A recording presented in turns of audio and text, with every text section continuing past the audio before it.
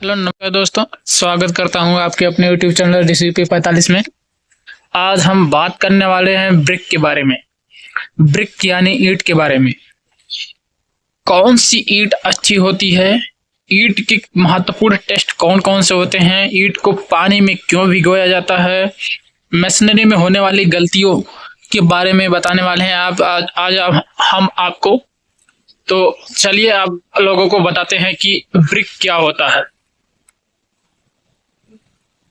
अगर वीडियो पसंद आए तो वीडियो को लाइक शेयर और सब्सक्राइब जरूर करिए दोस्तों। तो फर्स्ट हमारा रहता है कि ब्रिक क्या होती है।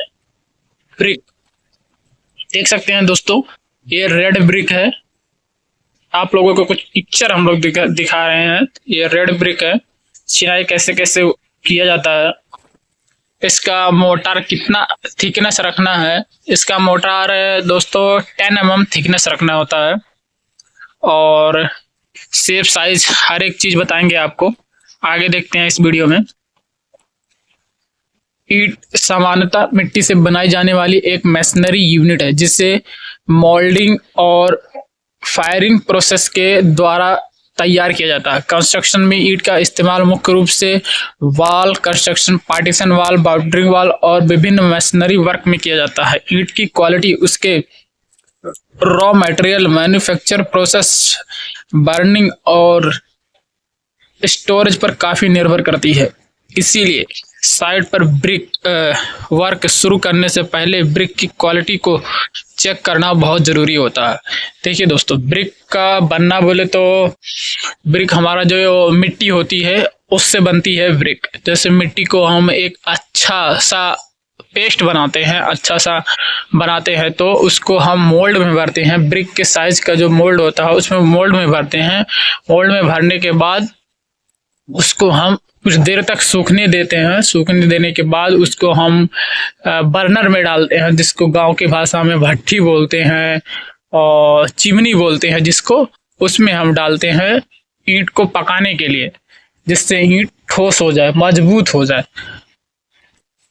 तो आगे देखते हैं दोस्तों, अच्छी ईंट की पहचान क्या क्या होती है। पहली, शेप और साइज। ईंट की जो शेप होती है, साइज होती है, उसका एकदम पूरा एक्चुअल होना चाहिए दोस्तों।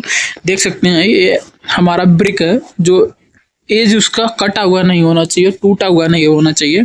उसका शेप और साइज बिल्कुल परफेक्ट होना चाहिए दोस्तों। ये है ब्रिक, देख सकते हैं। आगे देखते हैं, ईंट सामान्यतः रेक्टेंगुलर शेप में होनी चाहिए और उसके एज रिसेंबली शेप और अनशेप नहीं होने चाहिए। वही बोला मैं दोस्तों, इसका जो ये शेप देख रहे हैं ना दोस्तों, ये पार्ट, सॉरी, ये जो पार्ट आप देख रहे हैं ना दोस्तों, ये कटा हुआ नहीं होना चाहिए, टूटा हुआ नहीं होना चाहिए। अगर ये टूटा हुआ हो गया ना तो ये मतलब अच्छा नहीं रहता है। देख सकते हैं दोस्तों, ये भी है। आगे देखते हैं, दूसरी चीज है कलर। अच्छी तरह फायर्ड क्ले ब्रिक में सामान्यतः यूनिफॉर्म रेडियस कलर दिखाई देता है। रेडियस बोले तो दोस्तों हमारा रेड ब्रिक जो होता है वो बिल्कुल रेड होता है, बिल्कुल रेड होता है। आप लोगों को पिक्चर में भी दिख रहा होगा ब्रिक हमारी जो है बिल्कुल रेड है। आप लोग देख सकते हैं ये ब्रिक बिल्कुल रेड है, उसका कलर ऐसा ही होना चाहिए। तीसरा चीज हमारा सरफेस। ईंट की सरफेस बहुत ज्यादा इरेगुलर या कमजोर नहीं होनी चाहिए। मतलब उसका जो सरफेस होता है और इरेगुलर नहीं होना चाहिए पूरा तरीके से, और कमजोर भी ना हो, उसमें लाइनिंग नहीं रहना चाहिए, क्योंकि ब्रिक का टूटने का चांस ज्यादा रह जाता है। चौथी चीज है साउंडनेस। दो ईंटों को आपस में हल्के से टकराने पर क्लियर मेटलिक रेनिंग जैसी साउंड मिलना अच्छी क्वालिटी का एक ट्रेडिशनल फील्ड इंडेक्शन माना जाता है। लेकिन ध्यान रखें, सिर्फ देखकर या आवाज सुनकर फाइनल क्वालिटी एक्सेप्टेंस नहीं करना चाहिए। इसके लिए स्पेसिफाइड टेस्ट और प्रोजेक्ट स्पेसिफिकेशन को फॉलो करना चाहिए। तो देखिए दोस्तों, जैसे कि ब्रिक को हम देखकर और उसको आपस में टकरा कर ही इसका क्वालिटी को डिफाइन नहीं कर सकते कि ये ब्रिक हमारा काबुल वाला अच्छा है। उसको कुछ टेस्ट भी होते हैं जो साइट पे, और प्रोजेक्ट स्पेसिफिकेशन में क्या दिया गया है, क्या क्या टेस्ट है, उसके अनुसार रखना होता है कि ब्रिक हमारा कौन सा सही रहेगा। तो ब्रिक के अब देखते हैं ब्रिक के टेस्ट। ब्रिक के कौन कौन से टेस्ट होते हैं। कंस्ट्रक्शन साइट और लेबोरेटरी में ब्रिक की क्वालिटी चेक करने के लिए अलग अलग टेस्ट किए जाते हैं। पहला टेस्ट होता है कंप्रेसिव स्ट्रेंथ टेस्ट, मतलब वो ब्रिक हमारा लोड कितना बियर कर पा रही है वो टेस्ट होता है। इस टेस्ट में ब्रिक की कंप्रेसिव स्ट्रेंथ यानी दबाव सहने की क्षमता चेक की जाती है। ब्रिक की स्पेसिफाइड प्रोसीजर के अनुसार टेस्ट करके उसकी कंप्रेसिव स्ट्रेंथ डिटरमिनेशन की जाती है। दूसरा टेस्ट होता है वाटर एब्जॉर्प्शन टेस्ट। इस टेस्ट से पता चलता है कि ब्रिक पानी को कितना एब्जॉर्ब करती है। इसके लिए ब्रिक की निर्धारित कंडीशन में ड्राई करके उसका वेट लिया जाता है, फिर उसे पानी में रखने के बाद दोबारा वेट लिया जाता है।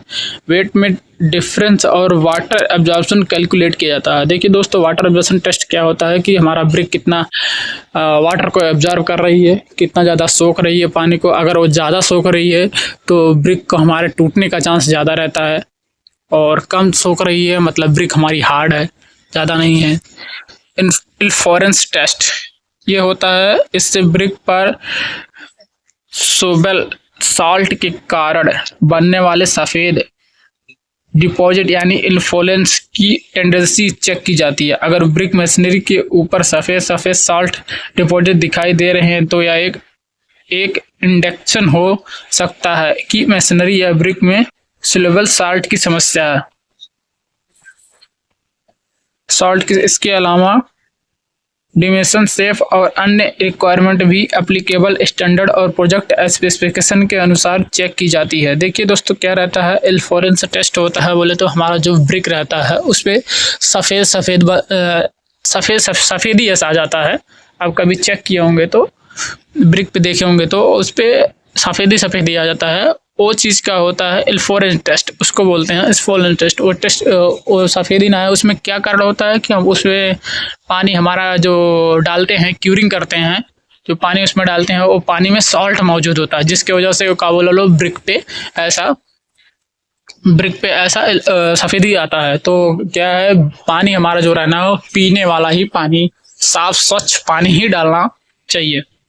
नेक्स्ट देखते हैं दोस्तों, ब्रिक को पानी में क्यों भिगोते हैं। देखिए, जब ड्राई ब्रिक को सीधे मोटार के कांटेक्ट में लाया जाता है तो ब्रिक मोटार से पानी तेजी से एब्जॉर्ब करती है। इससे मोटार के हाइड्रेशन और बॉन्डिंग पर एडवर्स इफेक्ट पड़ सकता है। इसीलिए कन्वेंशनल क्ले ब्रिक मशीनरी में ब्रिक को वर्क रिक्वायरमेंट और स्पेसिफिकेशन के अनुसार प्रॉपरली वेट किया जाता है। लेकिन ध्यान रखें कि ब्रिक को सिर्फ पानी में डालना ही काफ़ी नहीं, बहुत ज़्यादा स्टैंडर्ड और सरफेस पर पानी टपकती हुई ब्रिक भी मशीनरी के लिए उचित नहीं हो सकती। इसीलिए साइड पर प्रॉपर कंडीशन वाली वेट ब्रिक का इस्तेमाल करना चाहिए। देखिए दोस्तों, क्या होता है, पानी में हम उसको क्यों भिगोते हैं, इसलिए भिगोते हैं कि अगर हम सीधे उसको हम चिनाई के काम में यूज करते हैं, उपयोग करते हैं, तो उस जो सूखी हुई ब्रिक रहेगी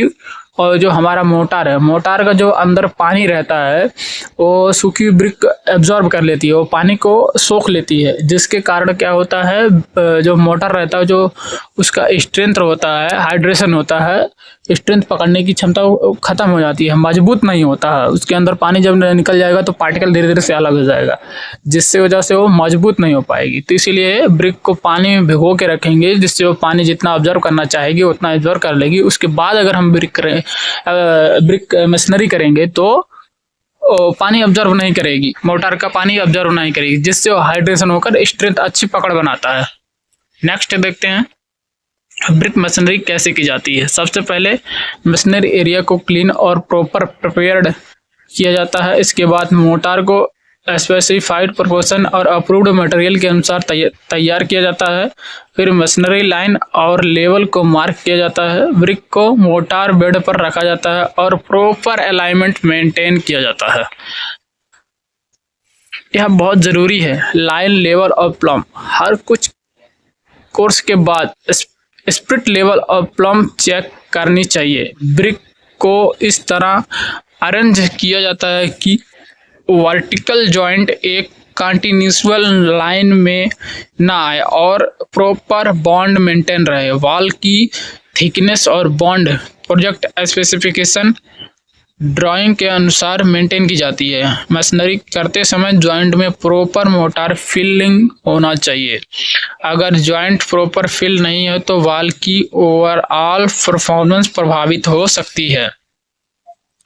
जॉइंट उसका बहुत ज़रूरी होता है दोस्तों। जॉइंट अगर अच्छे से फिल नहीं रहेगा तो हमारा प्रॉब्लम आ सकता है कि ब्रिक हमारी जो दीवार रहेगी वो प्रॉपर जॉइंट अगर फिल नहीं रहेगा दीवार गिर भी सकती है। नेक्स्ट देखते हैं लाइन, लेवल और प्लम्ब। लाइन और लेवल और प्लम्ब, ब्रिक मशीनरी में 3 चीज़ें बहुत इंपॉर्टेंट है, लाइन, लेवल और प्लम्ब।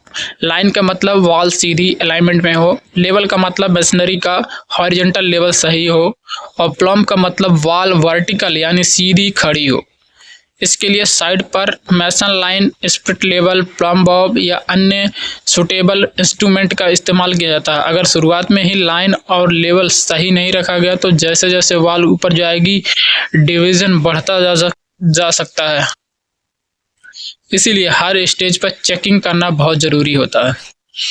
देखिए दोस्तों, अगर वॉल हमारी सीधी नहीं रहेगी तो आगे जाके जितना आप ऊपर दीवार को लेकर जाएंगे उतना ही वो दीवार टेढ़ी होती जाएगी। उसके बाद एक टाइम ऐसा आएगा ज़्यादा अगर का बोलर टेढ़ी हो जाएगी तो वो दीवार गिर भी सकती है। तो इसके लिए हमें इंस्ट्रूमेंट जो ज़रूरी होता है, एक धागे की ज़रूरत होती है, स्प्लिट लेवल की ज़रूरत होती है और प्लम्ब बॉब की ज़रूरत होती है।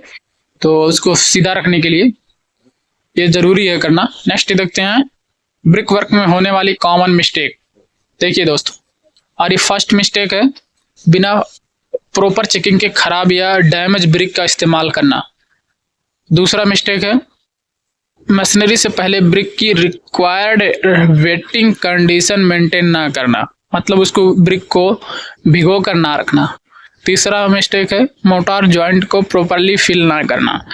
चौथा मिस्टेक है लाइन, लेवल और प्लम्ब की रेगुलर चेकिंग ना करना। पांचवा मिस्टेक है मशीनरी के दौरान वॉल की अननेसेसरी डिस्टर्ब करना। छठवां मिस्टेक है क्यूरिंग को नज़रअंदाज करना। और इम्पॉर्टेंट अप्रूव्ड ड्राइंग स्पेसिफिकेशन और अप्लीकेबल स्टैंडर्ड को फॉलो किए बिना साइड प्लास्टिक अपनाना। एक छोटी सी गलती आगे चल के प्लास्टर क्रैक, लीकेज और वॉल अलाइनमेंट जैसी प्रॉब्लम पैदा कर सकती है। देखिए दोस्तों, वॉल का क्यूरिंग बेहद इम्पोर्टेंट है। यदि आप मशीनरी कर दिए हैं, आपका चिनाई हो चुका है और आप क्यूरिंग नहीं कर रहे हैं तो आपका मशीनरी मतलब दीवार गिर सकती है, क्योंकि आपको चिनाई करने का कोई फ़ायदा नहीं होगा जब तक आपका बोला उसको पानी नहीं डालेंगे, क्योंकि वाटर से ही वो स्ट्रेंथ गेन करती है, स्ट्रेंथ ही पकड़ती है। तो नेक्स्ट देखते हैं ब्रिक मशीनरी में क्यूरिंग। ब्रिक मशीनरी के बाद क्यूरिंग भी बहुत इंपॉर्टेंट होती है। क्यूरिंग का उद्देश्य मोटार में सीमेंट हाइड्रेशन के लिए आवश्यक मॉइस्चर को मेंटेन करना है, जिससे मोटार को रिक्वायर्ड स्ट्रेंथ डेवलप करने में मदद मिले। क्यूरिंग को ड्यूरेशन और मेथड प्रोजेक्ट स्पेसिफिकेशन और अप्लीकेबल रिक्वायरमेंट के अनुसार रखी जानी चाहिए। साइट पर क्यूरिंग के दौरान यह भी देखना चाहिए कि मशीनरी को पर्याप्त और अनसेफ मॉइस्चर मिल रही है। नेक्स्ट देखते हैं क्यूरिंग को इग्नोर करने से मोटार की स्ट्रेंथ और ड्यूरेबिलिटी पर असर पड़ता है। साइट पर ब्रिक इंस्पेक्शन। देखिए दोस्तों, अगर आप साइट इंजीनियर हैं तो ब्रिक मटेरियल रिसीव करते समय कुछ बेसिक पॉइंट चेक करना ज़रूरी होता है, जैसे कि ब्रिक की अपीयरेंस, ब्रिक हमारी है कैसी, उसका शेप क्या है, डायमेंशन क्या है, ब्रिक हमारी डैमेज तो नहीं है, और अप्रूव्ड सोर्स से आई हुई है कि नहीं है, उसका टेस्ट सर्टिफिकेट है, टेस्ट सर्टिफिकेट में क्या दिया गया है, वाटर एब्जॉर्प्शन और कंप्रेसिव स्ट्रेंथ क्या है, मतलब जो आपका प्रोजेक्ट स्पेसिफिकेशन है उसके अनुसार वो मैच कर रही है कि नहीं कर रही है। स्टोरेज कंडीशन, स्टोरेज मतलब कैसे रखा गया है। और सबसे जरूरी बात, project specification, approved material submittal और अप्लीकेबल IS स्टैंडर्ड को रेफरेंस के रूप में जरूर फॉलो करें। तो बस दोस्तों इतना ही। अगर हमारा वीडियो पसंद आए तो हमारी वीडियो को लाइक, शेयर और सब्सक्राइब करिए। मिलते हैं नेक्स्ट वीडियो में। आपको नेक्स्ट वीडियो कौन सा चाहिए उस कमेंट करके आप बोल सकते हैं। पहले हम मटेरियल के ऊपर बनाएंगे, फिर इसके ऊपर ड्राइंग कैसे पढ़ा जाता है वो सब बताएंगे। फिर इसके बाद आपको फॉर्मेट के बारे में भी बताएंगे कि एक एक टेस्ट का फॉर्मेट कैसे किया जाता है। ठीक है दोस्तों, आगे मिलते हैं नेक्स्ट वीडियो में।